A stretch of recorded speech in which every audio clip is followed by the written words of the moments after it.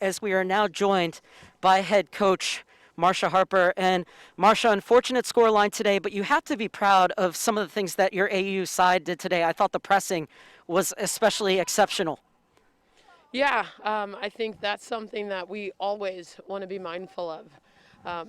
In order to win games, you have to have the ball, and when you don't have the ball, you have to get it back, right? And so you can either sit in and be very organized defensively, which I think Army did a good job of, being very compact defensively, or you can choose to high press.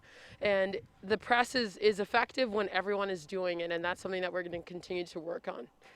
And also, the play of Olivia Sekimoto in midfield, it seemed like every time she got the ball, she knew what she was going to do with it. We had talked about her getting up to the speed of play, but it looked like she caught up pretty quickly.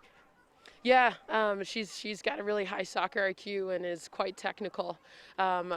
She's of course a freshman, so she can always play faster, right? And something that we're really focusing on with her is to check her shoulder. There's a few times that she got crunched, and it's because she didn't check her shoulder, and that's something that we're always having all of our players be mindful of. Is if you can we have 360 degrees of vision around the field? And in order to do that, you have to constantly know what your surrounding looks like. So, yeah, she's a special one.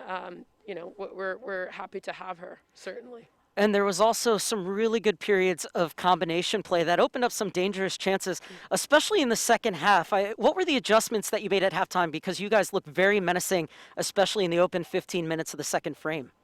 Yeah, we have been layering in more of our system and more of our attack, and I was really proud of actually the way that we attacked, like you mentioned, in particular, knowing that one person has to be on the ball, and then we have to have at least 2 to 3 options underneath them, and that's great. But it's only really good if we're able to successfully connect that pass. So we talked to our team a lot about high percentage passes, and so obviously the closer you are to someone, the more success that you potentially have. So that's something that we really impressed with them.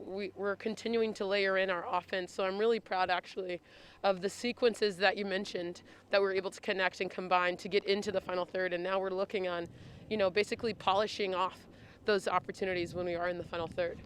Well, Coach Harper, it was a tough one today, but as we said, so many positives to take forward, and we can't wait to see this team back in action next week. Thank you so much for joining us. Thank you.